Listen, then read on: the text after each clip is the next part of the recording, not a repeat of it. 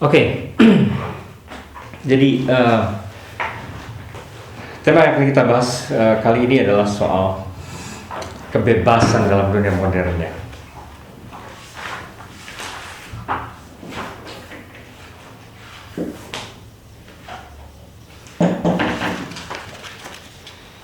Modern itu berarti dua, adalah proses atau perayaan kebebasan sekaligus juga dilihat seringkali sebagai proses pembebasan.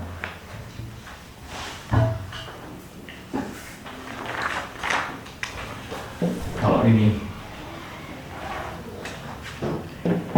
liberation, ini adalah soal liberty.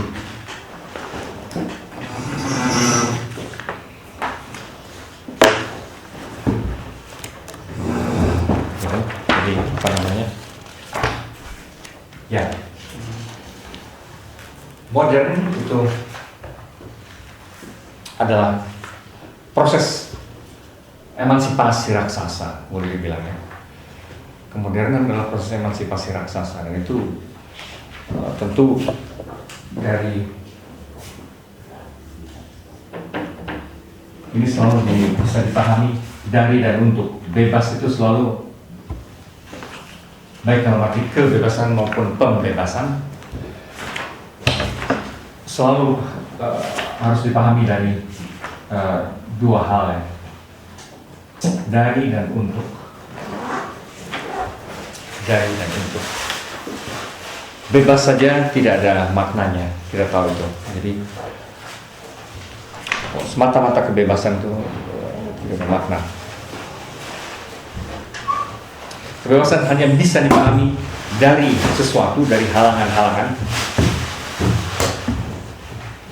Tapi kalau hanya dilihat dari halangan-halangan saja, seperti yang biasa dibayangkan anak-anak puber gitu kan, SMP, SMA, maunya cuma bebas dari apapun, dari tugas, dari kekang orang tua, dari apapun.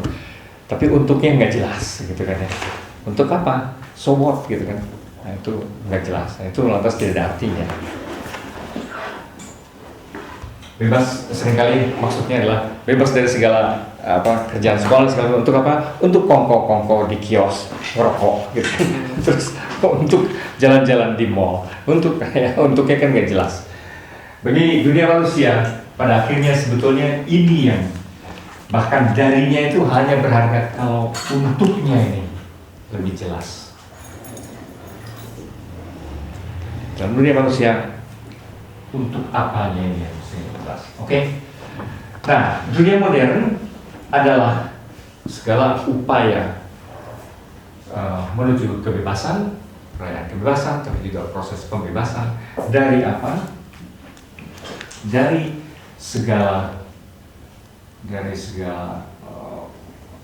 faktor eksternal, dari segala faktor eksternal yang tak perlu,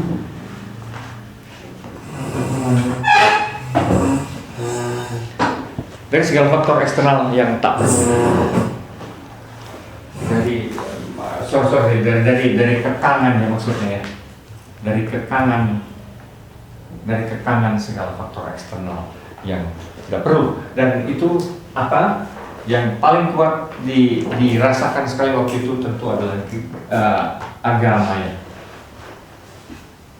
sebagai institusi. Kebebasan dari agama sebagai institusi. Kita tahu sepanjang abad pertengahan dunia barat waktu itu memang dikuasai sekali, dan hampir sebetulnya bukan hanya dunia barat ya, dunia pramodern hampir selalu dimanapun dunia yang dikuasai oleh agama, itu memang seperti itu.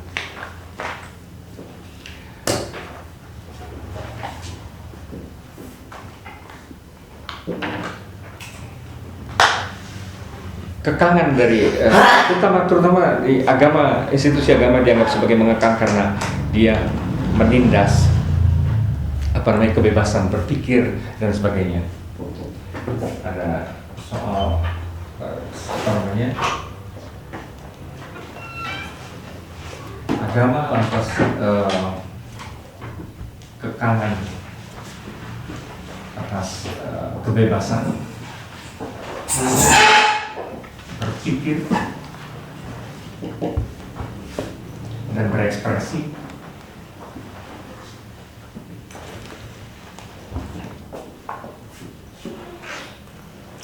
Bisa disebutkan dari sisi lain juga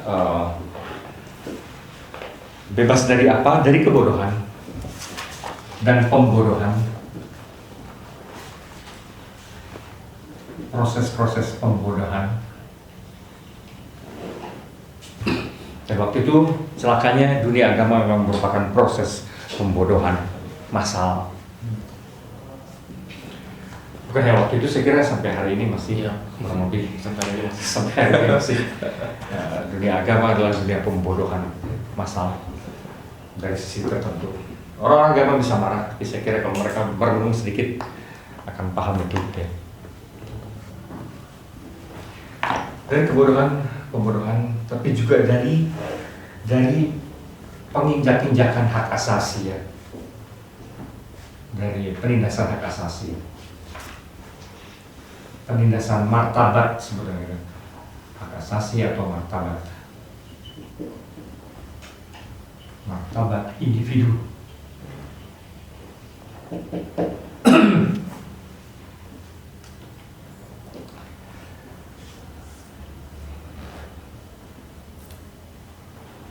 Kalau dalam bahasa Immanuel Kant, dari sikap Kant dan Freud ya, dari sikap kekanak-kanakan, dari bebas dari sikap kekanak-kanakan.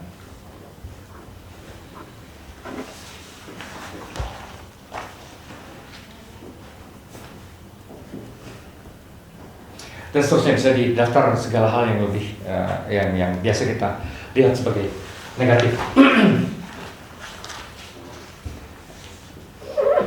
Maka untuknya gampang. Untuk apa? Ya, untuk bebas berpikir dan menentukan diri sendiri. Untuk bebas berpikir dan menentukan diri sendiri.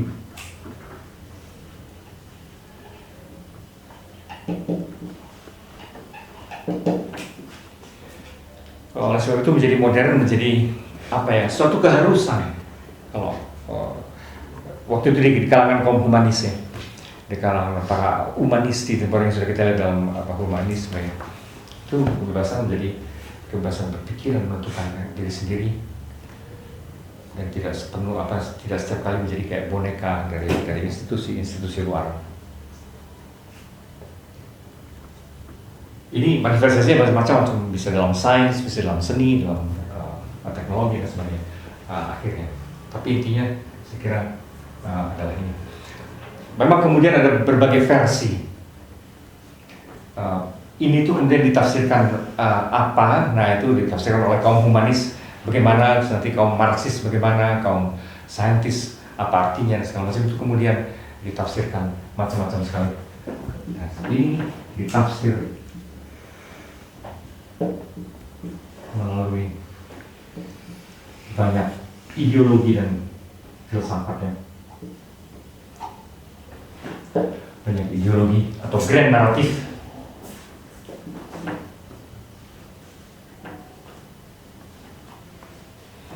Yang belakangan disebut sebagai grand naratif ideologi.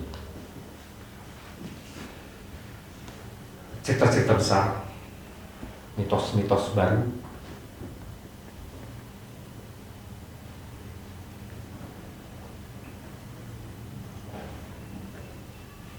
namanya demokrasi misalnya, grand naratif itu namanya masyarakat sosialis dan apapun juga.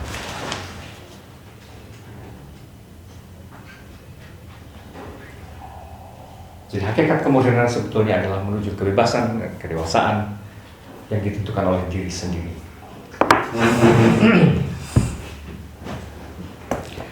Nah, saya menemukan satu buku yang bagus, kumpulan dari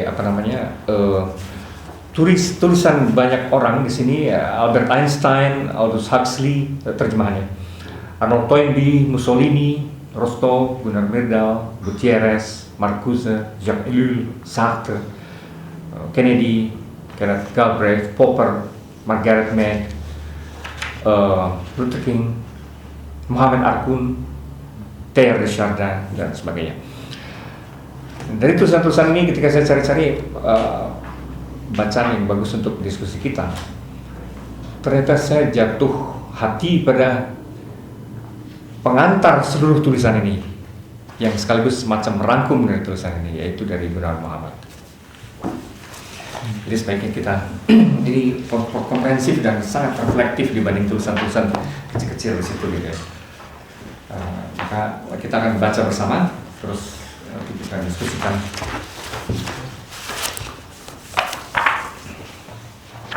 Jadi, wah kurangnya. Oke, join aja ya. Ya, saya akan baca. Judulnya Di Laut Semua Suara. Ada kutipan dari puisi dari Toto Sudarto Bachtiar. Kemerdekaan ialah tanah air dan laut semua suara. Janganlah takut padanya. Kemerdekaan memang mencemaskan. Pada saat ia adalah tanah air semua suara. Ia harus menampung segala macam bisik dan berisik yang sumbang ataupun yang selaras. Ketika ia laut semua suara, kemerdekaan tampak sebagai sesuatu yang terbuka, gemuruh, dan tidak selamanya tentram. Laut adalah sebuah kesempatan, tapi sering membunuh. Di tahun 1942, Erich Fromm menerbitkan Fear of Freedom. Ini buku yang tadi kita mau bahas. Bukunya yang terkenal itu, yang berangkat dari pengalamannya di Jerman di bawah Nazi sebelum dia pindah ke Amerika Serikat.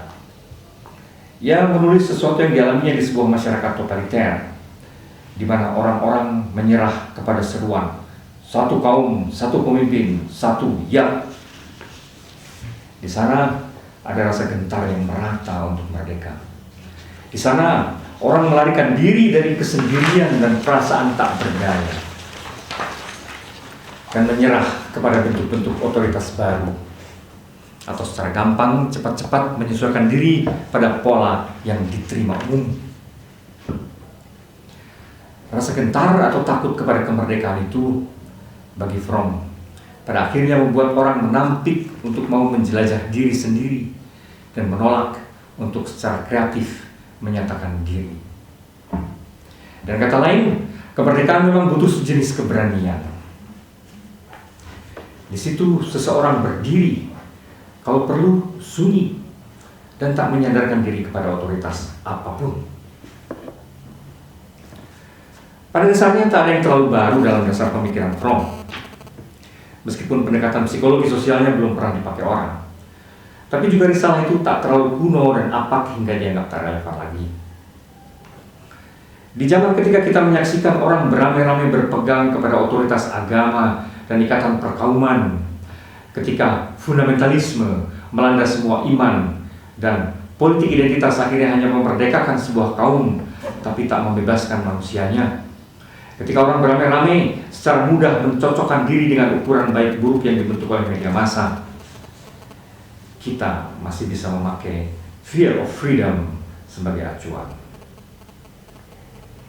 Pada saat yang sama, kita bisa mengingat yang dikatakan Fromm adalah penegasan kembali atas apa yang hampir 150 tahun sebelumnya oleh Kant dijadikan semboyan, seraya mengutip puisi Horace, Sapere aude.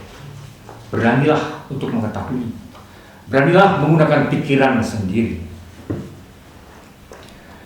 Dengan itu, kita harus melawan kemalasan dan sikap pengecut yang menyebabkan sejumlah besar manusia menetap dalam bimbingan selama-lamanya.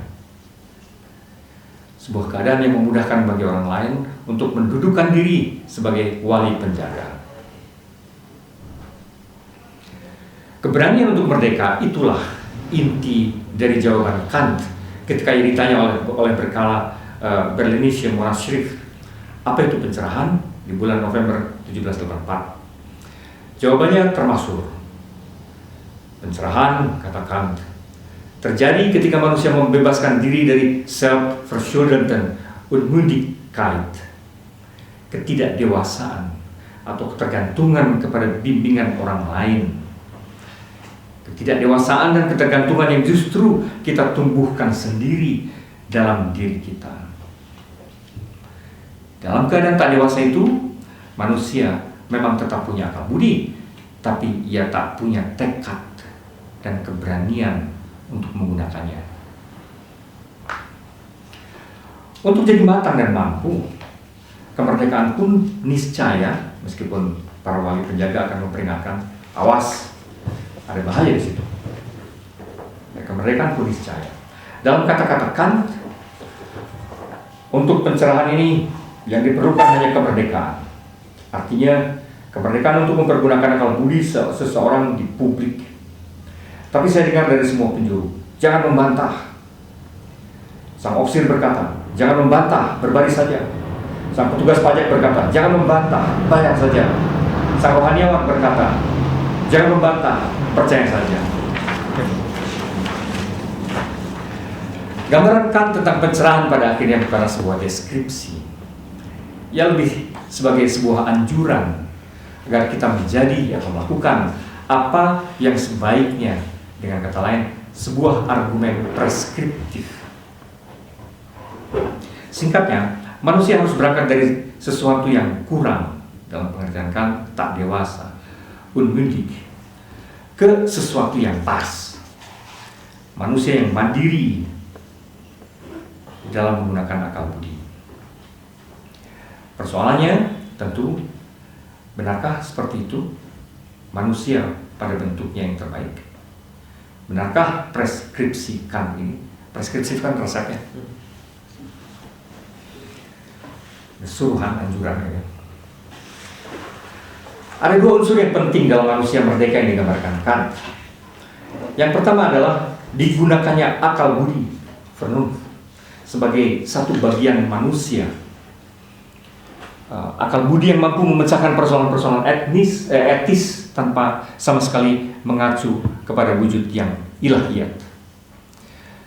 Pengertian Kant tentang imperatif atau keharusan-keharusan yang kategoris memang mengasumsikan bahwa manusia sendiri tanpa kitab suci mempunyai patokan-patokan yang universal. Unsur yang kedua adalah publik sebagai arena. Bagi Kant, ukuran manusia yang dewasa, yang merdeka, sepanjang ia tak sedang menjalankan peran sebagai aparat pemerintahan atau sebagai petugas lembaga yang melayani masyarakat, adalah ketika ia mempergunakan akal budinya di arena publik itu. Tentang unsur pertama, rasanya saya tak perlu mengulang berbagai kritik yang ditujukan kepada dasar pemikiran ini. Salah satu yang selama beberapa dasawasa terakhir terdengar kembali berbentuk sebuah argumen yang menggugat universalitas. Benarkah ada imperatif yang melintasi sejarah? Jika imperatif itu berada di atas pengalaman dan tersimpan dengan beres dalam diri manusia, bagaimana ia kita ketahui tanpa diterjemahkan ke dalam laku? Dan bukankah laku itu ibarat kata yang menjadi daging? Dengan segala keterbatasan daging itu, dengan segala keterkaitannya dengan ruang, waktu, dan alam. Laku itu, dalam anjuran Kant, adalah ekspresi kemerdekaan. Dengan merdeka, aku mematuhi keharusan yang kategoris, sebab keharusan itu bersifat universal. Dan sebaliknya, karena imperatif itu universal, aku pun dengan merdeka mematuhinya.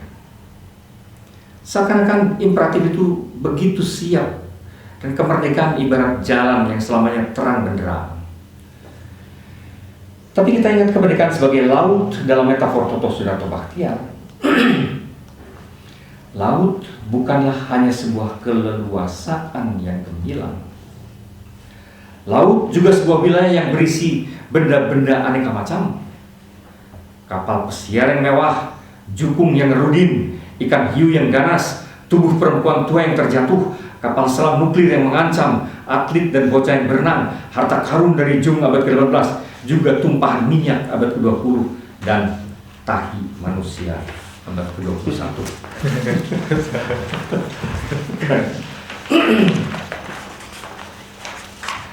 Dengan kata lain, kemerdekaan mesti mau tak mau membuktikan dirinya ada hanya dalam dunia fenomen.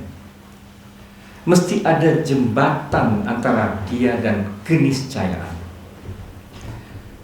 Kan tak sepenuhnya berhasil menunjukkan jembatan itu.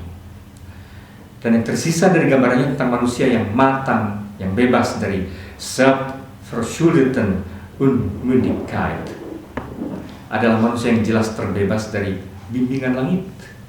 Tapi tak jelas bagaimana ia melepaskan diri dari hubungan-hubungan kekuasaan di bumi. Foucault dalam sebuah esai yang ditulis agak acak-acakan menanggapi argumen pencerahan Kant. Melihat ketidakjelasan itu, mungkin karena ia berada di zaman yang telah berubah, dan ia menyimpulkan, banyak dalam pengalaman kita yang meyakinkan kita bahwa peristiwa historis dengan datangnya pencerahan tak membuat kita jadi orang dewasa yang matang. Kita, kata Foucault pula, belum mencapai tahap itu. Foucault mengingatkan bahwa ontologi historis diri kita menyadarkan kita untuk berpaling dari semua proyek yang menyatakan diri global dan radikal. Tapi tak berarti bahwa tak ada kerja yang bisa dilakukan, kecuali dalam keadaan kacau dan tak pasti. Hanya saja yang mengingatkan, dalam kerja itu ada yang jadi taruhan. Lanjut, Foucault berbicara tentang paradoks dari hubungan antara kapasitas dan kekuasaan. Harapan besar abad 18, kata Foucault, adalah tumbuhnya individu-individu bersamaan dengan tumbuhnya sikap saling menghormat. Setidaknya di masyarakat barat, kita selalu melihat adanya usaha untuk mendapatkan kapasitas teknik dan sekaligus untuk memperluas kemerdekaan manusia. Tapi sejak abad 20, tampak bahwa harapan itu jadi gagap. Ternyata hubungan antara tumbuhnya kapasitas itu dan tumbuhnya otonomi manusia tak sesederhana seperti dibayangkan orang di abad ke-18. Berbagai jenis teknologi telah membawa disiplin, baik dalam hidup kolektif maupun perorangan. Mereka juga memperkuat prosedur normalisasi yang dijalankan atas nama negara, di mana mereka yang dianggap tak normal dimatikan, disisihkan, atau difermak. Yang jadi taruhan ialah bagaimana tumbuhnya kapasitas teknik itu dapat dilepaskan kaitannya dari hubungan kekuasaan yang makin intens, makin melilit. Dari sini, dari paradoks yang ditunjukkan Foucault tadi, kita terpaksa masuk ke dalam unsur kedua yang saya sebut di atas, publik sebagai arena. Ketika Kant menuliskan jawabannya kepada Berlinische Monatsschrift, ia hidup di masa yang dengan sedikit berbunga-bunga disebutnya sebagai zaman pencerahan atau abad Friedrich. Yang dimaksudkannya adalah masa ketika Friedrich II bertahta di Prusia, sebuah periode ketika sang raja berkuasa dengan ucapan yang terkenal, "Rakyatku dan aku telah mencapai kesepakatan yang sama-sama menyenangkan. Mereka boleh bicara apa yang mereka suka, dan aku akan melakukan apa yang aku suka." Friedrich juga dikenal sebagai raja yang menyukai gagasan. Sebelum ia naik tahta, ia tinggal selama 7 tahun di istananya di Ravensburg, belajar filsafat, sejarah, dan puisi. Ia bersurat-suratan dengan Voltaire dan di tahun 1740 menerbitkan pandangan politiknya sendiri, anti-Machiavelli, yang menentang pemikiran Niccolo Machiavelli dan menegaskan keinginannya untuk jadi seorang despot dengan pikiran terbuka. Kant bernasib mujur. Hidup dalam abad Friedrich itu, ia berada di sebuah arena publik yang memungkinkan seorang untuk bebas menggunakan akal budinya di muka umum. Dan dengan demikian menjalankan semangat pencerahan ke berbagai penjuru. Tapi justru itu tampak bahwa pengertian zaman pencerahannya tergantung dari suatu aksiden sejarah. Begitu pula pengertiannya tentang manusia. Gambaran Kant tentang ini mungkin tak lepas dari apa yang dialaminya waktu itu. Ketika orang merdeka, meskipun saya tak tahu apakah waktu itu ada budak atau perempuan yang bebas bicara, untuk menggunakan akalnya secara publik, tapi tak serta-merta mengobarkan chaos. Konsensus terjadi dengan mudah. Tapi adakah ini karena setiap manusia memang mau tak mau berpegang kepada keharusan yang kategoris? Ataukah kebebasan tanpa chaos itu berlangsung karena perbedaan pikiran dan nilai-nilai orang Prusia berangkat dari paradigma yang sudah bertahun-tahun menguasai hidup dan diterima bersama? Ataukah kebebasan yang bisa melahirkan mufakat itu tumbuh dari sebuah manajemen konflik yang dipraktikkan oleh seorang raja Prusia yang pintar dan kukuh? Yang jelas, waktu itu Kant belum melihat bagaimana perkembangan sejarah bisa mengubah asumsi. Tak lama setelah manusia berhasil membebaskan diri dari Selbstverschuldeten Unmündigkeit dan menggunakan akal budinya secara publik, ternyata manusia yang sama tanpa ragu membangun sesuatu yang persis menjadi lawan pencerahan. Sebuah bangunan politik yang menyebabkan sejumlah besar manusia menetap dalam bimbingan selama-lamanya. Itu terjadi mula-mula di masa Revolusi Prancis. Kita ingat jawaban untuk Berliner Monatschrift terbit di bulan November 1784. Artinya, sebelum penjara Bastille direbut rakyat Paris di tahun 1789 dan Louis ke-16 dipenggal di tahun 1792. Kant bersimpati kepada tujuan revolusi ini, terutama dengan deklarasi hak-hak manusia dan warga, citoyen, yang menunjukkan setiap manusia memiliki hak, dan hak itu secara alamiah ada dalam dirinya. Ini memperkukuh pandangan Kant. Setiap manusia mempunyai akal budi sebagai kapasitas, dan dengan itu bisa membentuk suatu sistem politik yang secara etis benar tanpa petunjuk Allah. Tapi inilah yang kemudian terjadi. Revolusi Prancis berkembang menjadi pemerintahan teror. Dan orang atas nama akal budi membungkam yang lain.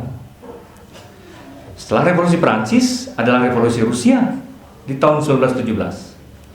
Sebuah revolusi yang bertolak dari asumsi diri sebagai pembawa sosialisme ilmiah.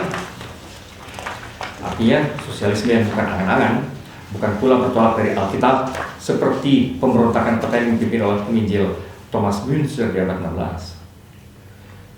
Tapi justru karena ilmiah, tak jauh berbeda dengan karena perintah Tuhan, ia merasa berhak menghabisi apa yang berbeda dalam berpendapat. Kritik kepada pencerahan Kant lebih panjang dari hanya itu. Terutama bila kita ingat bagaimana di luar Prusia tak ada Abad Friedrich.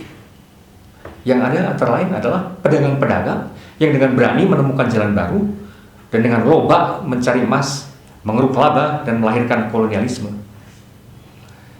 Tapi secara sederhana bisa dikatakan, kemerdekaan begitu ia menjamah bumi, mau tak mau langsung terlibat dalam berbagai kompromi, bahkan kebrutalan. Ketika Kant tak menjawab persoalan ini dan seakan-akan manusia dalam dirinya cukup berpegang pada imperatif yang kategoris, ia tak melihat bahwa kemerdekaan, tanah air semua suara itu, pada akhirnya bisa saja menjadi tanah air satu jenis suara, yakni suara subjek yang mandiri tapi juga sendiri, seakan-akan ia berada di luar sejarah, dan dari luar itu mencoba membentuk dunia, seakan-akan dunia bisa menulis sejarahnya dari a clean slate, dari selembar sabak yang bersih. Bagaimana bisa bersih? Apa yang kemudian disorot dengan tajam oleh masa Frankfurt dan dapat disarkan dengan satu aforisme terkenal Walter Benjamin. Tak ada dokumen tentang peradaban yang sekaligus bukan dokumen tentang barbarisme. Dan jika abad pencerahan dapat dianggap pula sebagai abad kemajuan, kita juga bisa mengingat bagaimana malaikat sejarah terbang dalam imajinasi Benjamin. Ada topan dari sorga yang bertiup dan sang malaikat terlontar ke depan. Pandangannya yang menatap ke belakang melihat unggunan puing yang makin lama makin menjulang. Maka bila kita baca berbagai risalah ataupun pidato yang dihimpun dalam kumpulan ini, kita akan bisa mengerti kenapa dalam sejarahnya manusia mencoba dengan berbagai gagasan dan laku satu proses yang disebut dengan tepat oleh penyuntingnya pembebasan manusia. Maksudnya itu buku ini ya. Maksudnya begini. Jika di sini kata itu dipakai dan bukan kemerdekaan manusia, itu lantaran yang ditujukan bukanlah suatu rumusan, melainkan usaha terus-menerus untuk kebebasan yang dalam arti tertentu dapat dilihat sebagai kritik kepada topan kemajuan yang menggumbalangkan sang malaikat, yang menimbulkan puing-puing yang menggunung. Toynbee mengecam apa yang disebutnya kebudayaan barat, khususnya pasca Kristen. Marcuse menyerukan pembebasan dari masyarakat yang berkelimpahan. Myrdal melihat ketidakadilan dalam pertumbuhan ekonomi, dan Jacques Ellul nyaris mengharamkan, seperti Heidegger mengecam Gestel, apa yang disebutnya para pemuja teknologi yang dengan gesit dan enak saja melompat berbicara tentang zaman keemasan. Memang menjadi pertanyaan, sebegitu muramkah riwayat peradaban? Adakah kita menuju dengan laju ke dalam nihilisme? Dan tidak adakah cara mengatasi itu? Sebab seperti ditakutkan Heidegger, tiap usaha mengatasi nihilisme oleh subjek yang penuh niat dan tekad, suatu laku politik untuk mengubah dunia, pada akhirnya akan terlibat dalam nihilisme itu juga. Tentu, jika kita memandang sejarah sepenuhnya sebagai cerita kemerosotan, tapi mungkin kita tak hanya menghadapi suatu cerita. Ada yang tak melihatnya sesuram itu. Margaret Mead dalam kumpulan ini menganggap dunia sekarang, khususnya Amerika, sebagai dunia di mana tumbuh harapan untuk pertama kalinya dalam sejarah akan suatu masyarakat yang memiliki suasana bebas dari kekurangan dan ketakutan. Atau Rostow yang menyimpulkan bahwa meskipun kekuatan-kekuatan yang membuat kita makin merosot memang besar, kekuatan yang membuat kita makin meningkat lebih besar. Kalau kita tidak amat suka dengan optimisme ala Amerika itu, kita bisa menengok ke tempat lain, ke keragaman isi dalam laut semua suara yang kita alami sekarang. Kebudayaan Barat yang dikecam Toynbee, pemujaan kepada ilmu dan teknologi yang dicemaskan Ellul, sebagaimana nihilisme yang diperingatkan Heidegger, bukan merupakan nasib satu-satunya dari umat manusia. Ada perbedaan antara ilmu yang menjebak hidup dengan rumus-rumus dan yang membuka mata kita tentang alam semesta yang menakjubkan. Ada teknologi yang membangun kamp konsentrasi dan segala hal yang membuat manusia terjerat dalam kekuasaan. Tapi ada teknologi yang membantu pembebasan. Maka masalahnya ialah bagaimana manusia memandang kemerdekaannya sendiri. Tak pelak lagi, kemerdekaan tak bisa dielakkan. Sartre mengatakan dengan dramatis, manusia dihukum untuk merdeka. Tapi saya ingin berbeda dari Sartre. Manusia memang bisa membentuk esensinya sendiri. Tapi apa artinya sendiri? Saya tak membayangkan manusia yang merdeka itu bercermin ke kaca pembesar dan tak melihat tungkai kakinya yang tebal oleh kapal di sebuah jalan di mana dari berbagai arah orang datang berpapasan, bertengkar, berteguran. Sementara itu, selalu ada momen ketika ia bisa menyimak dan mengangguk ke arah apa yang dikatakan dengan bersahaja oleh Albert Einstein, bahwa sesuatu yang paling indah yang bisa kita alami adalah sang misteri. Iya, Guru Muhammad selalu rumit, tapi asik juga gitu ya. Asik. Apa yang memabut kamu? Pasti beda-beda ya. Tapi menurut saya tulisan ini sangat kaya karena sekaligus semacam merangkum tulisan-tulisan yang beraneka di situ. Tapi buat saya tulisan ini sangat bagus karena memperlihatkan ambiguitas dari yang disebut kemerdekaan modern. Jadi, coba share apa pesanmu? Yang saya kira yang diperlihatkan oleh Gunawan adalah ambiguitas sekaligus kompleksitas. Dan ini gitu kan ya, menjadi proyek raksasa ini. Kayaknya tuh porsi apa ya? Porsi sebenarnya menjadi modern itu memang menjanjikan kebebasan, tetapi hanya porsinya saja yang berbeda, bebas untuk siapa dan bebas bagi siapa, dan itu semakin membesar untuk siapa, semakin mengecil untuk siapa. Tapi bahwa ada beberapa penulis yang mengatakan sebuah optimisme, bahwa itu optimisme ada sebuah kebebasan untuk beberapa orang, dan berarti kebebasan bukan nihil. Kebebasan itu diperjuangkan, mungkin tidak bisa 100% untuk semuanya, tetapi ya mungkin untuk masa ini lebih besar ke sini, masa ini mungkin ya mengecil ke sini. Kebebasan selalu hanya untuk pihak tertentu. Ya. Apakah bisa dikatakan kemudian bahwa dalam kerangka itu kebebasan selalu membawa juga penindasan bagi yang lain, gitu. Ya kan? Kalau yang hanya menikmati kebebasan orang tertentu, maka dia akan melahirkan penindasan juga bagi yang lain. Ada sih konotasi itu di sini ketika bahwa gimana tadi?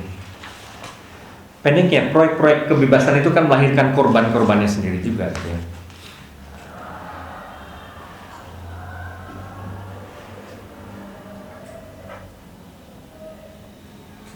Ya, saya nggak tahu di sebelah mana, tapi ada insinuasi ke situ bahwa orang terus-menerus berteori dan mencoba menafsirkan ini tadi, menafsirkan bebas itu apa, dan setiap jalur ini akhirnya juga melahirkan korbannya sendiri juga, gitu kan ya. Ya toh? Artinya kebebasan hanya untuk pihak tertentu saja pada akhirnya. Mungkin kalau mau dilihat di peradaban atau perjalanan sejarah, ternyata ada masa di mana manusia secara umum juga tidak merdeka, gitu. Pada masa mungkin di zaman batu atau di zaman sebelumnya di prasejarah, di mana manusia bahkan tidak pernah berpikir apa itu menjadi bebas karena mereka tidak punya, gitu. Artinya setelah perjalanan waktu, makna bebas itu pun semakin berkembang dari yang tiada menjadi ada mungkin sedikit, dan pada akhirnya mungkin mengkulminasi pada sekelompok atau seperti yang menjadi ide pesimis, mustahil untuk semua orang. Kebebasan itu begitu kebutuhan yang niscaya atau tidak ya? Kalau lihat dari yang kamu sebut barusan, kebebasan itu sesuatu yang kodrati atau apa ya itu? Yang kodrati sebenarnya adalah pertumbuhan kesadaran. Terus pada tahap kesadaran tertentu, orang memang tidak apa-apa tanpa kebebasan. Saya membayangkan itu loh, para abdi dalam keraton segala macam gitu kan ya. Tapi juga para budak dan di zaman para budak di Amerika, orang memang betul-betul menghayati identitas sendirinya sebagai yang harus gitu kan ya. Persis seperti abdi dalam keraton juga yang tidak berkhayal mengenai kebebasan, buat dia tidak bernilai. Dan orang macam ini, saya ingat omongan dari Paulo Freire, orang macam ini justru takut bebas. Tadi juga Eric Fromm menyebut itu, justru takut untuk dibebaskan. Nah ini juga yang kurang lebih tersirat dari tulisan ini adalah, apakah kebebasan itu semata-mata hanya proyek eksklusif orang Eropa waktu itu, dalam yang lahir dari kondisi dan situasi juga Barat waktu itu. Persis seperti dikatakan oleh Gunawan, Kant berpikir kayak gitu tuh karena situasi zamannya Friedrich keberapa tadi? Friedrich II, Louis yang 16, Friedrich II ya. Ya, Friedrich II. Abad ke-18. Karena suasananya kayak gitu, dalam suasana toleran dan normativitas yang publik dan segala macam. Ya, dia berpikir tentang kebebasan ala dia karena situasi seperti itu. Dengan kata lain, idealisme kebebasan itu suatu yang niscaya itu mutlak memang dibutuhkan orang, atau sebetulnya konstruksi ya, gitu kan? Kalau saya pikir kan itu konstruksi, karena tadi di sini katakan ada pengecualian kebebasan bagi seorang petugas. Karena kalau dia petugas itu dia tidak punya kebebasan, artinya dilepaskan dari konstruksi-konstruksi itu orang bebas gitu.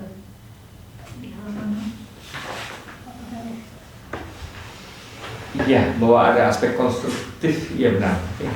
Saya kurang setuju, karena menurut saya dari awal itu kan ada satu orang minimal yang menentukan. Maksudnya kalau misalnya dalam masyarakat yang sangat pramodern, itu pun ada satu alpha person gitu kan. Sang alpha person ini kan sebenarnya dia bebas, alpha person ini. Nah, tapi kompleksitas perkembangan pemikiran manusia itu membawa kebebasan itu jadi bisa diperoleh oleh makin banyak, sehingga pada titik tertentu nanti makin banyak orang yang bisa memperoleh kebebasan ini. Tapi bukan berarti bahwa kebebasan itu adalah konsep yang angan-angan yang kebetulan tercipta oleh satu orang yang memang bermain-main ya dengan itu. Very good point. Bahkan di maksudnya tadi. Jadi bahkan di dalam masyarakat pramodern atau apapun yang kita sebut bahwa di mana orang seperti menghayati ketidakbebasan sebagai kodrat itu.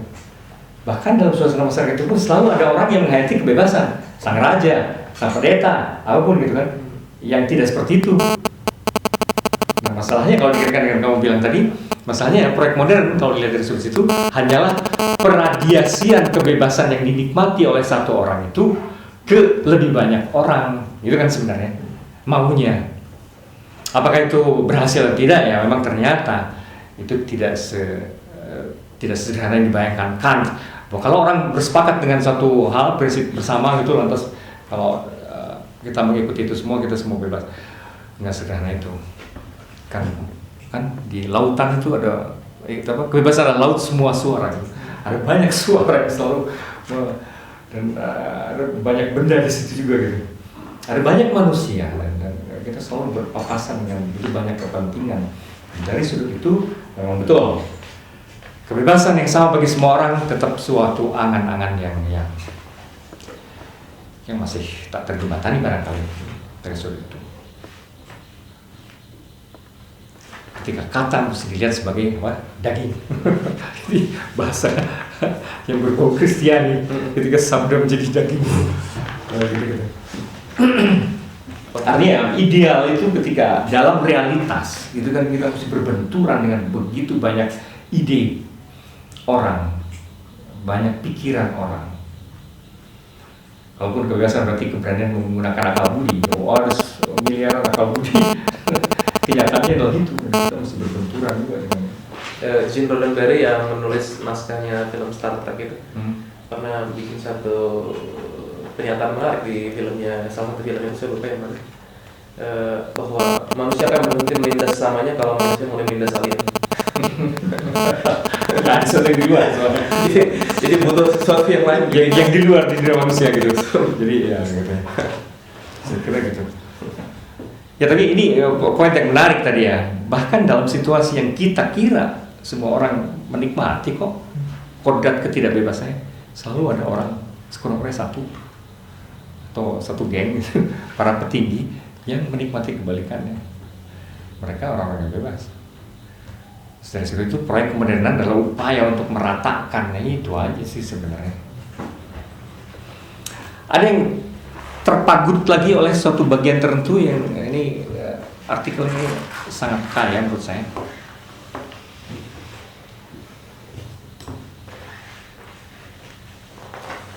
Tapi bahwa tadi ada ketakutan atas kebebasan itu ya, memang dia. Ada ada natur ini Pak, apa namanya, ekstrim ya dalam ini manusia tuh, apalagi kalau udah menyangkut dalam perpindahan generasi ya. Saya pikir apa namanya, bisa saya Pak dari cerita yang Melo atau apa ya, kita bagaimana ketika seorang guru mengajak murid-murid bermeditasi, terus mereka memasukkan apa namanya, ada kucing yang suka mengganggu, kucing itu masukkan ke dalam kamar, ya, kucing ikat itu setiap kali gitu. Sekali mau. Nah tapi ketika gurunya meninggal gitu ya, kucing itu masih ada, masih suka diikat. Nanti itu sampai ke generasi berikutnya mulai muncul kewajiban mengikat kucing gitu. Jadi entah di generasi keberapa ada semacam tafsir tentang hakikat mengikat kucing misalnya gitu ya. Hakikat mengikat kucing gitu. Selalu ada ini apa ekstremitas gitu ya. Dan saya pikir tuh misal kayak gini, yang menarik kan kayak di Amerika misalnya Pak ya, oke lah mereka masyarakat yang bebas seperti itu, tapi kan kebebasan itu kan sejauh mereka tidak tahu sesuatu bahwa di belakang sana gitu ya, para jenderalnya berbisnis perang gitu loh, bahwa di belakang, dan itu kan hasil dari sebuah apa maksudnya, mungkin tadinya pertahanan itu dibangun untuk sesuatu, bahwa ini untuk sesuatu, jadi selalu saya selalu melihat ya kayak tadi ya, kenapa kayak banyak korban gitu, karena ide-ide itu semakin lama semakin dibawa ke ujungnya, titik paling ininya gitu ya, terus mentok lagi, balik lagi gitu. Pada saya juga, teman saya kan ada orang Indonesia yang masuk ke Air Force Pak, dan dia dikeluarkan karena berkerudung. Ya dia cerita bagaimana hidup di sana tuh, kita tuh ditandai dengan lampu-lampu misalnya, sekarang kondisinya begini gitu. Jadi kayak apa ya Pak, ada semacam ketakutan yang kondisi keamanan lagi begini kayak gitu ya. Nah dan itu tadi pada kenyataannya banyak hal mereka tuh dibiarkan untuk apa namanya, merasa aman dengan sejauh pada satu titik mereka bebas masyarakat itu. Tapi kan sejauh mereka tidak tahu apa yang terjadi di baliknya gitu. Ya. Orang bisa merasa bebas karena tidak tahu ya, atau dibuat tidak tahu gitu kan ya. Karena itu kebebasan dalam situasi seperti itu, kebebasan tuh apa ya? Itu ilusi atau tidak? Karena kalau menurut ideal kan adalah orang yang well informed, dewasa gitu kan ya, dan mengetahui itu perkaranya, itu orang bebas, justru yang tidak tertipu. Tapi dalam kenyataannya banyak hal dalam dunia modern kebalikannya, orang barangkali terilusi dengan kebebasan yang boleh jadi semu.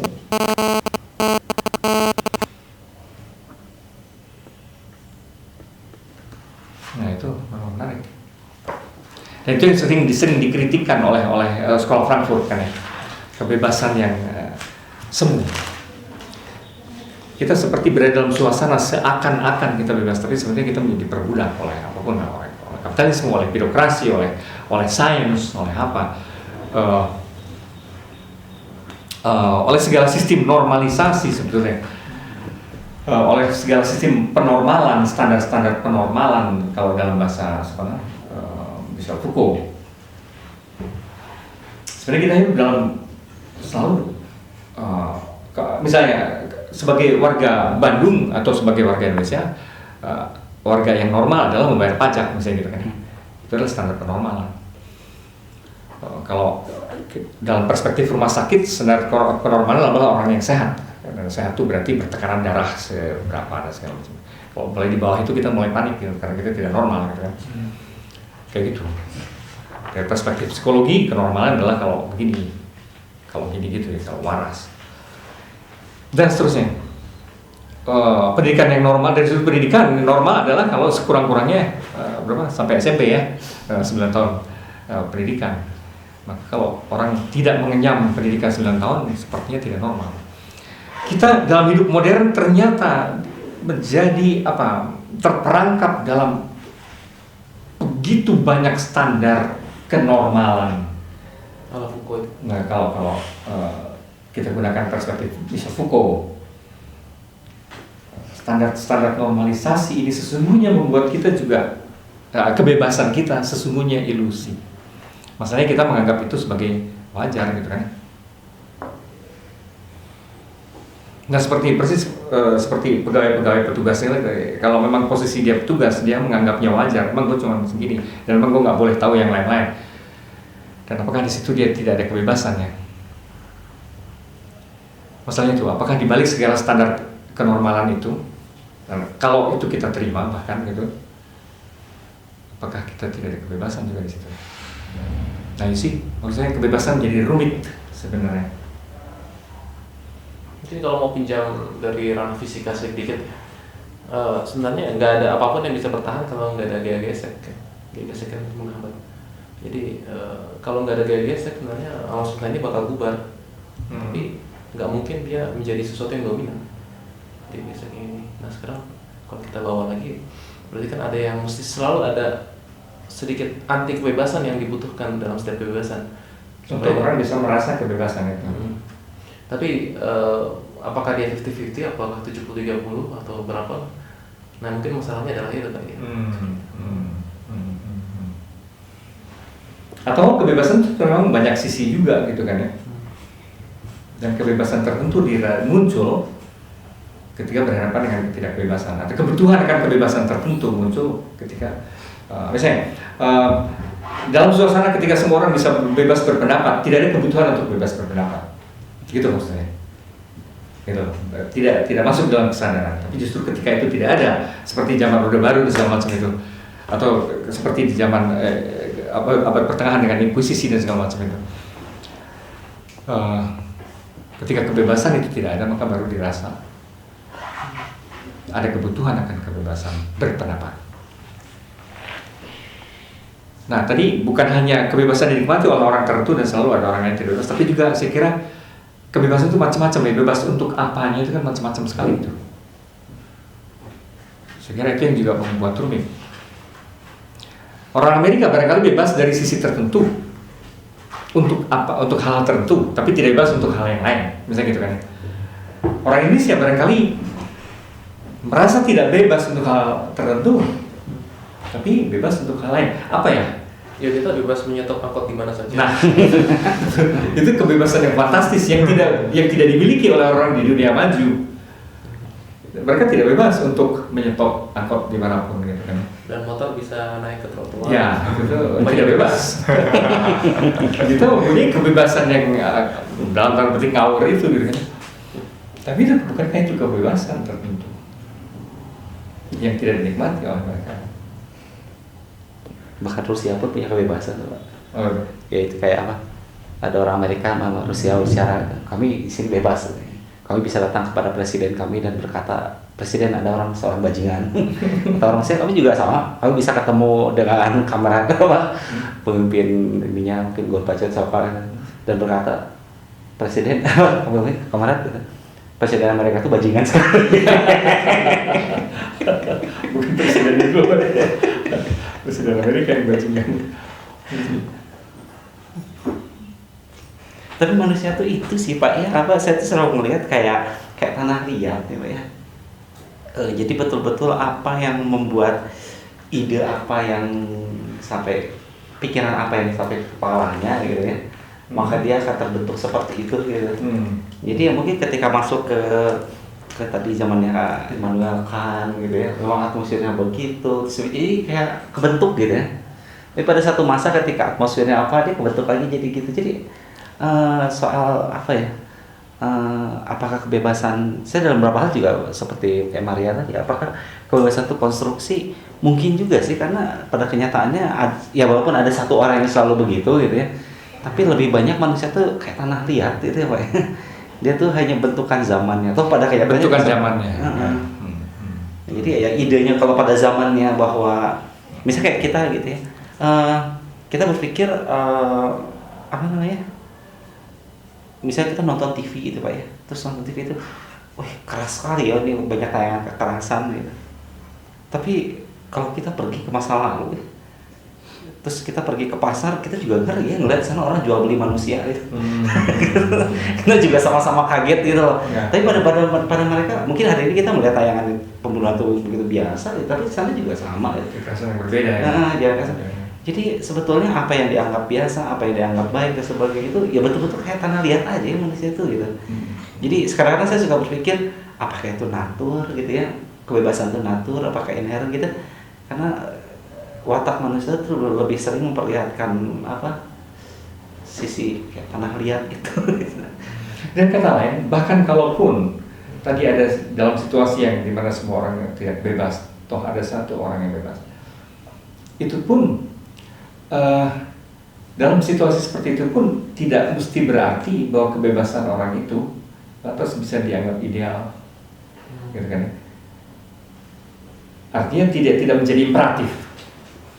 Tidak lantas orang berpikir, gue juga pengen kayak dia. Sebetulnya tidak harus gitu kan ya. Dalam suasana tertentu itu memang mencekokan orang. Itu mah dari sononya udah gitu. Memang ada orang yang harus bebas kayak gitu kalau pakai istilah bebas. Dan ada kelompok tertentu yang memang harus tidak atau seperti ini tidak bebas. Itu lantas tidak menjadi imperatif ideal atau imperatif menjadi daya dorong yang mengharuskan kita menjadi preskripsi. Fakta itu tidak lantas menjadi preskripsi untuk banyak orang untuk seperti dia. Jadi pada situasi batas ya sekalian, orang selalu orang cenderung untuk kembali ke posisi itu. Memang dalam posisi biasa di mana semuanya ada bayar sih oke gitu. Jadi pas dalam situasi di mana dia disudutkan, akhirnya dia merasa dia kembali lagi melihat ideal itu. Maksudnya kecenderungan untuk selalu melihat ideal yang pernah dipunyai oleh sang alpha person itu selalu ada gitu. Tapi dalam situasi batas, situasi yang tidak normal. Maksudnya kalau justru semakin menghimpitnya. Jadi kalau manusia semakin menghimpit, dia akan selalu kayak against the gods ya bahkan ya. Jadi kalau mau saya singkat gitu ya. Artinya barangkali itu akan jadi imperatif kalau dalam situasi normal barangkali tidak. Tapi kalau orang-orang tertentu itu bahkan siap di dalam ini dalam situasi normal dia kan ini memang sudah nasib saya dan memang harus gitu. Itu kodrat saya dan dia memang kodratnya kayak gitu segala aja. Tapi dalam situasi tidak normal, dalam situasi ketika dia nggak bisa nyekolahin anaknya, dalam situasi ketika istrinya ternyata diperkosa oleh sang raja, gitu kan? Dalam situasi kayak gitu, apakah betul orang ini tidak berpikir bahwa dia tidak memiliki kebebasan, ya, dan dia menginginkan kebebasan yang seperti yang dimiliki raja itu ya. Dalam situasi benturan seperti itu, sangat mungkin itu baru menjadi imperatif. Itu yang menarik gitu kan. Sesetia-setianya, sereligius-religiusnya saya, misalnya gitu kan ya. Tapi ketika religiusitas itu menyuruh saya, entah pimpinan gereja, entah apa, menyuruh saya mengorbankan anak saya dan segala macam gitu kan ya. Lama-lama kan saya berpikir ini absurd gitu. Dan this is not right gitu. Nggak bisa seperti ini. Entah itu namanya Tuhan atau siapapun, gue tantang aja kalau gitu kan akhirnya gitu kan. Jadi imperatif tuh. Nah itu kan kemudian jadi imperatif. Saya kepikiran juga bagaimana cara mungkin Amerika kali Pak ya di film-film itu untuk mengambil kebebasan orang lain dengan cuci otak. Artinya akal budinya itu diambil karena itu kalau saya pikir itu menjadi sebuah syarat untuk memahami kemerdekaan. Artinya akal budi itu sendiri syarat utama di masanya gitu Pak. Apakah kalau orang dicuci otak, orang justru merasa lebih merdeka karena tidak tahu tadi? Gitu kan ya? Karena tidak tahu, orang merasa lebih merdeka. Persis seperti anak-anak tidak tahu jadi merdeka aja gitu ya. Tapi kalau begitu memang kebalikannya dari Immanuel Kant. Karena bagi Kant, orang yang merdeka adalah yang mampu menggunakan akal budinya sendiri, berpikir sendiri gitu kan ya. Jadi kebalikannya, meskipun dua-duanya seperti bisa benar. Yang lain belum bunyi. Apa dari bacaan tadi yang kamu lihat sisi apa yang karena ada banyak sisi, banyak sekali sisi, mungkin bahkan terlalu banyak gitu ya.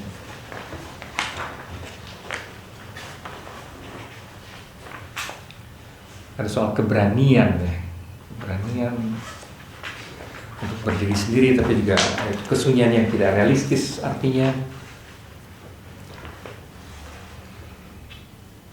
Ada soal pengkondisian tadi, bahwa ide seseorang menjadi preskriptif, itu menjadi ideal tertentu, menjadi menjadi imperatif.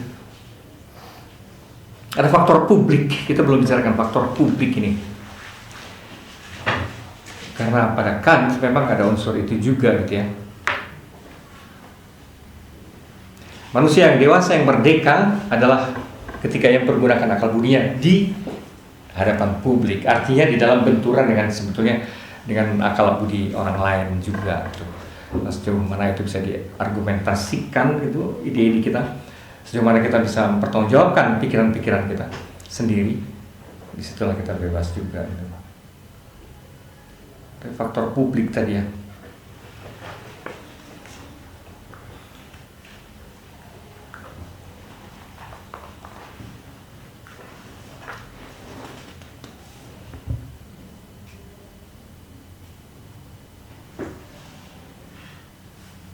Masalahnya dunia publik adalah dunia yang sudah dinormalisasi juga.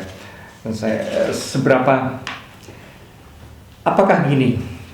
Kalau tadi kembali ke yang dikatakan Maria, apakah bisa dikatakan bahwa kalau seseorang itu menerima situasi yang ada, menerima segala standar penormalan itu, lantas orang justru bebas di situ, atau justru yang menentang segala bentuk penormalan, yang lantas menjadi loner, yang lantas seperti keluar dari planet dari khalayak gitu.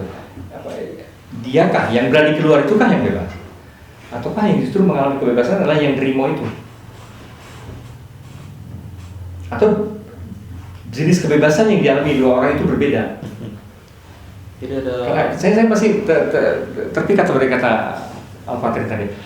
Orang bisa bebas karena tidak tahu. Artinya itu kan nerima aja lah, dan nggak usah usil mempertanyakannya. Atau justru orang yang berani mempertanyakan itu, berani menerima mempertanyakan segala standar kenormalan segala macam, justru yang bebas. Yang mana yang bebas itu? Anak-anak atau justru orang dewasa yang mempertanyakan semuanya? Benar sih, ada cerita Zen bahwa seorang pendeta Zen mengatakan kalau atapnya dicuri dia bebas melihat bulan. Jadi dalam situasi itu menunjukkan fleksibilitas sih menurut saya. Jadi itu melihat kebebasan itu berarti perkara saya memandangnya gitu. Bukan ada situasi ini disebut bebas, ini disebut tidak bebas gitu.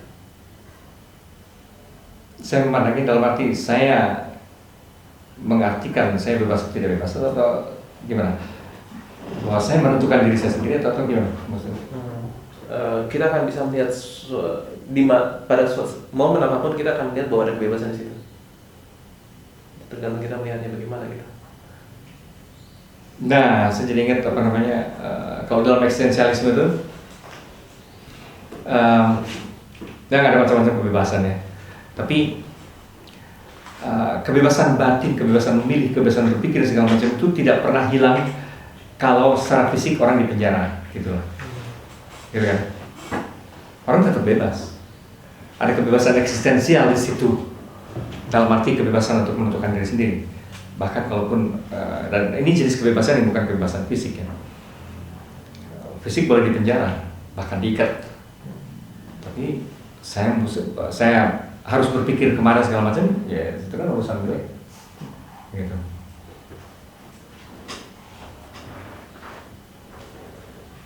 Saya kira memang kita mesti memilah juga, ada macam-macam kebebasan ya. Macam-macam kebebasan ya.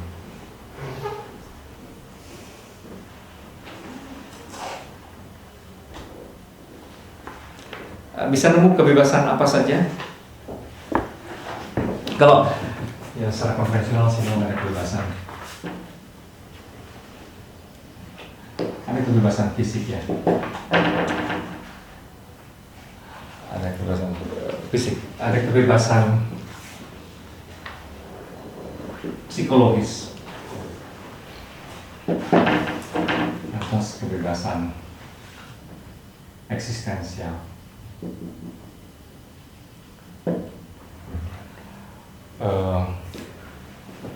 Kalau secara konvensional biasanya dilihat seperti itu.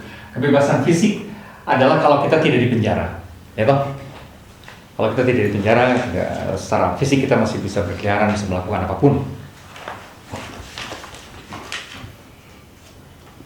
Kebebasan psikologis adalah kalau kita tidak diancam untuk merasa begini, tidak harus merasa begini begitu. Secara psikologis kita bebas. Dan kalau kita tidak dicuci otak tadi ya, kalau dicuci otak berarti emang kita sudah diprogram. Kalau kita tidak dicuci otak, kalau kita tidak diancam, kalau persuasi itu kalau kita dibujuk itu lain ya, karena pembujukan itu masih memberi peluang bagi keputusan kita sih sebenarnya. Persuasi ya, soalnya kayak ancaman. Nah kalau kebebasan eksistensial itu kapan kita merasa tidak bebas? Kalau tadi kalau di diri, Pak.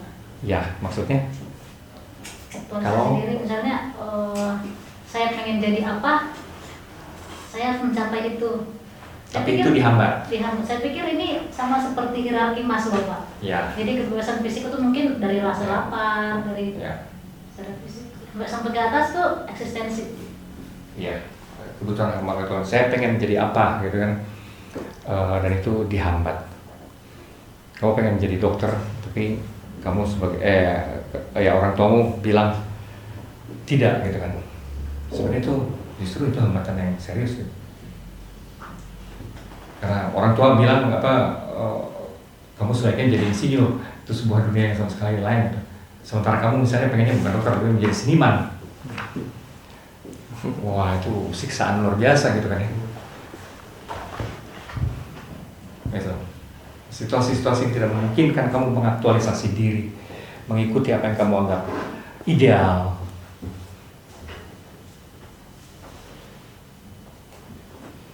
Pak, Ya. kalau tadi saya sepakat sama Batu tentang yang bebas tadi Zen gitu ya. Kalau menurut saya bebas itu gimana seseorang menghayati bebasnya itu ketika dia menghayati bebas dalam bentuk misalnya dia sebagai abdi dalam atau sebagai raja gitu. Karena kebebasannya akan beda. Tapi dia sebagai abdi dia oh ya saya mau seperti ini, saya mau. Dan dia emang oh ya udah dengan cara berpikir itu dia bisa menyadari kebebasannya, terus dia bisa merespon terhadap kegiatannya dalam bertindak dan bertanggung jawab. Kemudian dia nemu keautentikan dirinya gitu. Oh, saya memang seperti ini, yang kemudian dia bersinergi dengan yang lain dan akhirnya dia ada di dunia yang menjadi beda dengan yang lain. Jadi emang bebas itu berbeda tiap orang. Tapi di situ ada kaitannya apa namanya kebebasan. Di situ orang maksudmu si abdi dalam ini tidak bisa dibilang tidak bebas karena dia menerima itu dan karena memang gambaran dunia juga seperti itu, maka tuntutan eksistensialnya taruhlah gitu ya dia tidak melihat kemungkinan lain. Artinya dalam worldview orang ini, dalam falsafah orang ini, memang hidup dia tuh harusnya gitu ya. Iya, dia mungkin dia tidak mencoba membandingkan dengan raja. Dia hanya ya udah saya seperti ini. Karena kalau misalnya ngebandingin dia akan repot sendiri gitu. Dengan kata lain, ya maksud saya persoalan kita adalah kemudian, oke, kita mungkin kebebasan yang paling tinggi adalah kebebasan esensial. Tapi ini tuh kan sangat ditentukan oleh kerangka pikir kita juga gitu. Apa yang kita, kerangka pikir kita, paham kita mengenai kodrat dan segala macam itu. Ini dibentuk oleh worldview yang berbeda-beda. Worldview yang berbeda-beda. Dalam worldview, taruhlah dia tidak mau tapi juga tidak ada peluang untuk membandingkan apa yang ada di pikiran dia itu, untuk mengubah apa yang di pikiran dia itu dengan posisi seorang raja atau apapun, dengan alpha person atau apapun gitu kan.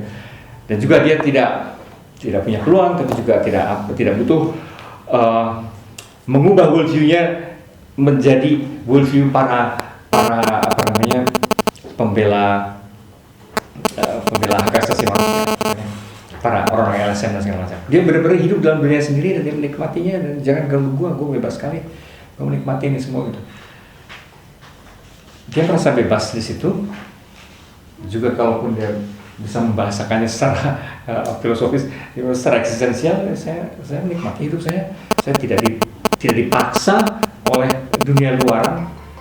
Ini kesadaran saya sendiri dan saya merasa memang hidup saya bernilai sebagai abdi. Titik. Nah, kalau memang benar seperti itu dan di situ memang ada kebebasan eksistensial. Apa yang terjadi kalau saya seorang pembela hak asasi manusia dari LSM dan saya bilang enggak, lu tuh tertindas di situ. Worldview yang kita ubah. Kalau menurut saya, sebagaimana alam mudah mengubah manusia, menurut saya itu sah-sah saja kalau ada pandangan lain yang terpaksa mengubah kita. Maksudnya itu adalah bagian dari dinamika gerak zaman ya. Jadi itu justru disitulah kita akan terus-menerus mencari posisi, mencari bebas itu bagaimana saat kita akan berhadapan dengan worldview yang lain gitu.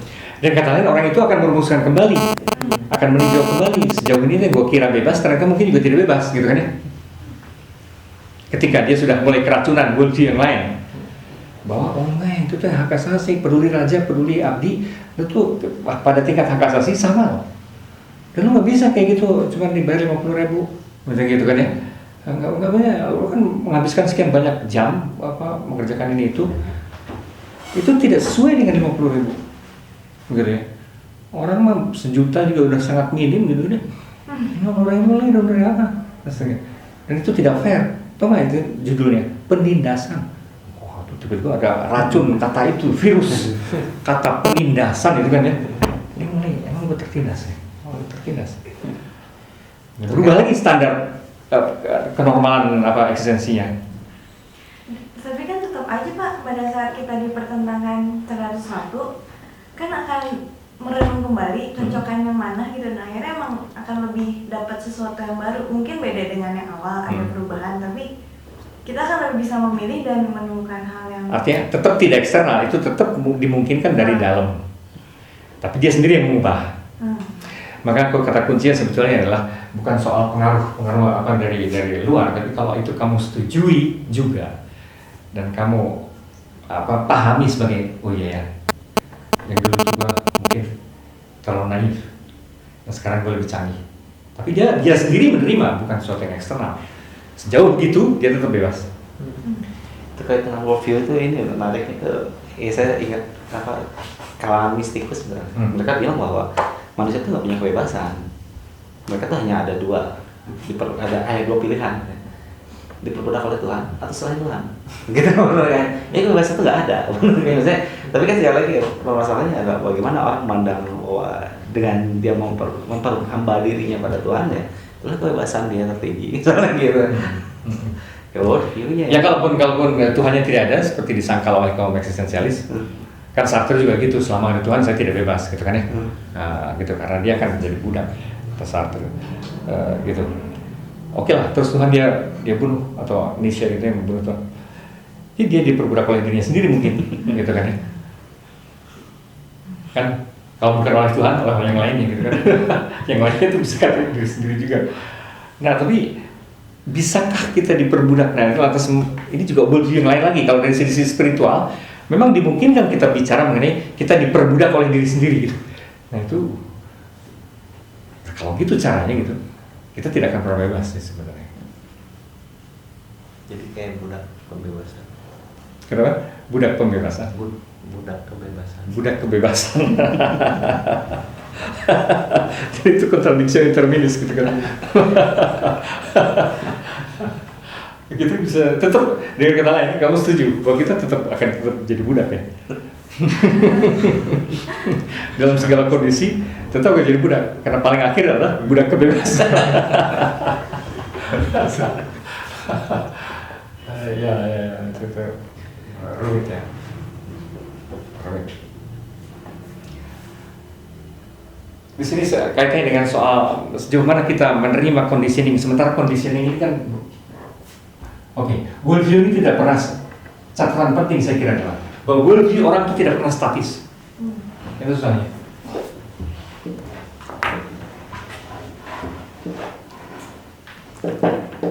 Enggak, orang tuh hidup tuh bergaul ya, hidup tuh berhubungan, dan ini selalu kita rombak lagi loh setiap kali itu. Masalahnya kan begitu. Maka dari situ apa yang kita butuhkan, kita merasa tidak bebas, yang berubah terus juga. Ya kan? Terus berubah terus. Maka yang kita anggap tidak bebas dan bebas itu sebetulnya berubah juga.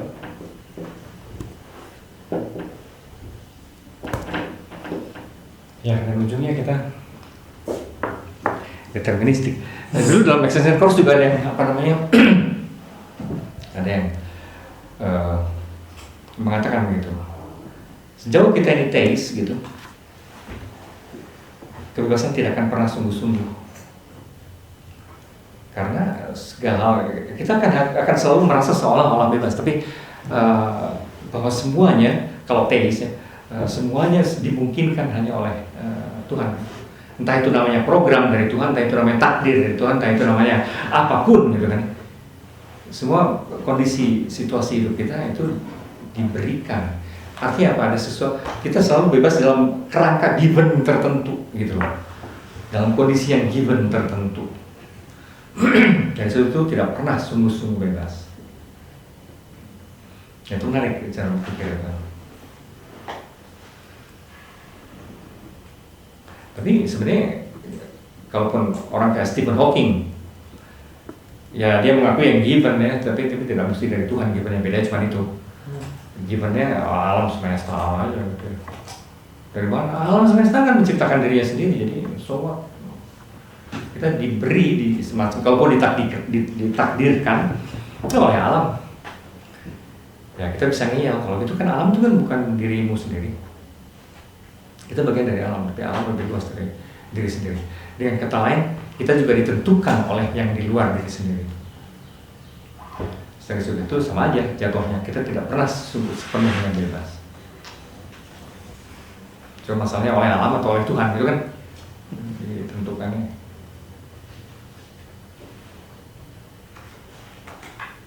Apa tadi Pak? Saya baru ada dengar cerita tadi pagi Pak. Jadi ada seorang raja Edward apa gitu ya. Dia memerintah pada saat dia konflik dengan kakaknya. Kemudian dia mengurung kakaknya di sebuah kamar, dan kemudian rakyatnya mengatakan, kamu terlalu kejam, kamu menghukum kakakmu dengan begitu rupa. Terus dia katakan, saya tidak menghukumnya, saya tidak memenjaranya gitu ya. Pintunya terbuka, sebesar semua orang bisa masuk dan keluar. Hanya masalahnya dia tidak bisa mengekang kebebasannya. Kebebasannya apa? Dia badan terlalu gemuk. Badan terlalu gemuk, dan si adiknya ini punya pikiran bagaimana dia mau mengalahkan dirinya sendiri, si kakaknya itu. Tapi dia tetap memberikan makanan yang enak-enak. Dan kebayang si kakaknya itu tidak pernah bisa keluar karena badannya begitu besar. Dan tidak bisa keluar pintu. Tidak bisa keluar pintu. Karena terlalu besar badannya. Tapi makanan yang diberikan tuh makanannya yang sesuai dengan selera dia gitu. Sampai dia di situ 10 tahun. Dan tidak bisa, artinya saya pikir-pikir kebebasan itu ternyata punya seperti dua sisi juga gitu di dalam diri kita gitu. Pasti ada dari dalam diri kita sendiri yang memberikan kebebasan pada satu sisi, tapi mengurung sisi yang lain. Itu kayaknya kodrat juga, konsekuensinya yang harus kita terima. Iya ya, dalam artian ya logika yang sederhana ya, orang justru dibunuh dengan ngasih makan sebanyak-banyaknya gitu kan. Bisa juga gitu kan, artinya dibikin impoten dengan dikasih apapun kebutuhannya, dibikin impoten dengan cara itu. Pikiran-pikiran maju kan seperti itu. Kalau dia berpikir dia mau keluar dari penjara bangunan itu, mungkin saya sebegitu banyak tawaran yang diberikan, saya hanya bisa begini demi saya bisa keluar itu gitu. Tapi kebebasan kan dia mesti mengendalikan dirinya dan mesti bahkan mengendalikan kebebasannya juga. Sehingga dia menjadi bebas seperti yang lain. Oke, dan itu poin itu yang saya maksud dengan ini. Tidak bisa hanya bebas dari kalau orang hanya baru bisa menghayati kebebasannya kalau jelas arahnya untuk apa. Gitu. Kalau dia tadi misalnya arahnya adalah gue baru merasa bebas kalau bisa keluar dari ruangan ini, maka semua akan diinikan, dia akan mengelola sendiri, dia akan tidak makan, tidak apa dan segala macam itu supaya mengecil. Tapi jelas untuknya, gitu kan ya. Gitu.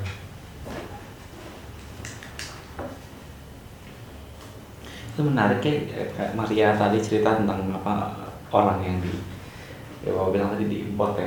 Karena dalam banyak di negara maju ya, seperti itu kan. Di Amerika misalnya mereka dibebaskan anak-anak remajanya, ya hasilnya kan Gen X, gitu kan. Generation X yang sama sekali kumpul gitu ya, dunia gitu. Di situ tuh ternyata untuk bagaimana worldview itu ada sesuatu yang dipermasalahkan, ada sesuatu yang bisa diperjuangkan. Ya seperti yang tadi Batu bilang, orang tuh nggak bisa dipisahkan dari masalah jadinya. Kembali harus itu. Jadi tidak bisa dalam kondisi sesuatu yang menyenangkan sepenuhnya, karena itu jadi tumpul gitu ya.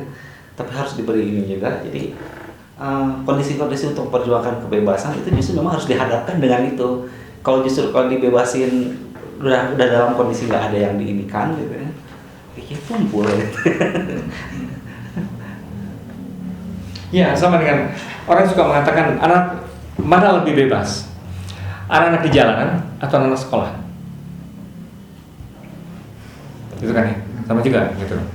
Anak-anak di jalanan itu sama juga dengan anak-anak yang dimanjakan habis-habisan yang tidak usah sekolah ataupun gitu kan. Mana yang lebih bebas?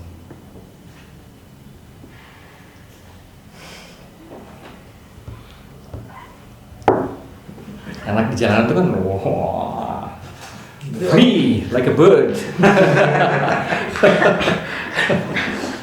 Orang lebih bebas kalau dia ternyata sanggup menghadapi perubahan worldview. Semakin sanggup dia menghadapi perubahan worldview, berarti dia semakin bebas. Berarti anak sekolah lebih bebas. Ya, ini kaitannya dengan ini lagi kaitannya. Anak jalanan tuh bebas dari apapun. Dari apapun. Persis seperti anak yang dimanjakan. Bebas dari apa? Ikan di mana baju luar. Jadi lakukan apapun juga. Tapi anak macam itu biasanya lantas impoten karena nggak tahu hidupnya untuk apa. Gitu loh. Darinya iya. Tapi mereka tidak punya orientasi. Tidak dididik untuk apa. Nah, anak sekolah barangkali darinya itu bebas darinya mungkin terkekang-kekang karena ada disiplin, ada ini tuh, bangun pagi jam segini dan seterusnya. Kalau bebas dari barangkali terkekang, tapi dia diberi arahan untuknya dibentuk. Dan antara lain juga melalui benturan-benturan. Benturan itu pengekangan tadi kan. Benturan itu pengekangan. Maka ininya yang lebih dibentuk. Untuk mana gitu kan, jadi bukan bebas ngawur ya. Kalau ngawur tuh benar-benar gonna stray ya, apapun, tapi juga jadi tidak jadi apapun. Kalau anak sekolah itu lebih bebas dari sudut untuknya, gitu kan. Anak jalanan lebih bebas dari sudut darinya. Tapi kalau kita sepakat bahwa kebebasan hanya berharga itu dari sudut ininya, ya ini lebih bebas. Dia akan lebih mengalami benturan, tapi sistematik, diarahkan ke suatu arah yang jelas, gitu. Maka pentingnya pendidikan saya kira itu dalam hal tertentu seperti anti kebebasan, gitu kan, karena disiplin, normalisasi dan segala macam. Sebenarnya dia diarahkan ke suatu tujuan yang lebih ideal, yang tidak bisa dicapai oleh anak-anak jalanan. Apa ini Pak? Apakah kebebasan itu yang pada dasarnya itu yang paling yang paling mutlak dalam tanda petik mungkin ya, mutlak bisa itu adalah memupuk kebebasan di wilayah pikiran itu sendiri ya, karena pada kenyataannya manusia selalu terpaku. Manusia bisa saja berpikir tentang Star Trek tadi, tentang masa depan, dia pikirannya bisa kemana-mana, tapi kan secara fisik dia tetap di sini. Dia cuma di atas depan kertas gitu. Pikirannya bisa kemana-mana gitu ya. Dalam hal seperti itu seorang Antonio Negri juga di penjara gitu ya. Tapi pikiran dia kan dia udah Gramsci juga. Jadi apakah kebebasan itu yang paling penting di apa ya? Di pupuk kebebasan itu adalah di wilayah pikiran. Karena pada kenyataannya fisik manusia tuh sukar sekali kita untuk kalau tiba-tiba dia lumpuh misalnya seperti Hawking atau bahkan ada gitaris yang sampai lumpuh juga gitu, atau seorang desainer yang editor majalah yang gitu, dia bisa menulis dengan mata kedipan matanya gitu ya. Jadi memang yang penting untuk dijaga dalam hal kebebasan tuh apakah memang seperti pikiran. Jadi kalaupun ada perubahan pikiran yang terbuka yang selalu itu yang lebih penting gitu. Kalau soal fisikal kebebasan apa itu ya bagaimana selalu ada batasan, selalu akan ada ini gitu. Tapi dengan catatan, saya kira saya setuju. Tapi dengan catatan, pikiran itu setiap kali dimungkinkan lagi berjalan oleh imajinasi. Pikiran itu juga bisa stuck. Pikiran itu bisa kayak kena kolesterol sekali gitu. Artinya seperti jalan darah yang terus terhambat gitu. Stuck. Yang setiap kali membobol dan membuka jalan buntu adalah imajinasi. Itu sebabnya Aristoteles menganggap kecerdasan belaka masih kalah penting dengan pembimbingan imajinasi. Karena imajinasi setiap kali memungkinkan pikiran bergerak lagi. Nah itu dalam konteks itu juga seni bisa lebih penting daripada sains. Artinya film-film sci-fi itu science fiction itu yang merangsang sains juga untuk bergerak terus gitu. Untuk membuat mungkin apa yang dikira tidak mungkin. Kalau menurut nalar, ini nggak mungkin, dan sering cepat bilang tidak mungkin kalau nalar, apalagi nalar ilmiah yang dalam arti yang terkerangkeng dalam rumusan-rumusannya. Sering cepat, ini nggak mungkin, ini nggak bisa. Imajinasi seniman itu akan entah gimana merangsang bisa itu. Gitu. Saya kira dua, jadi imajinasi dan daya nalar.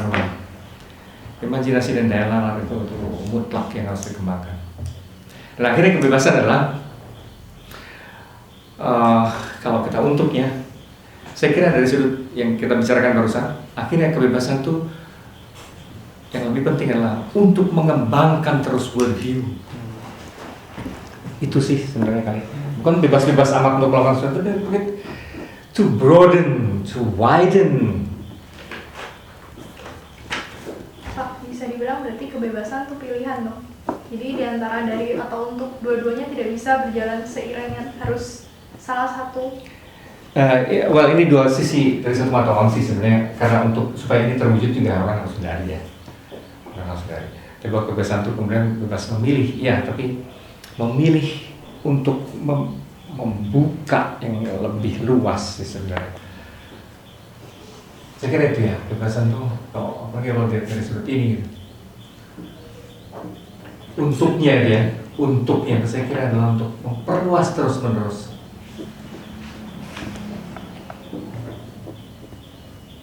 aspirasi makna, worldview, kesadaran.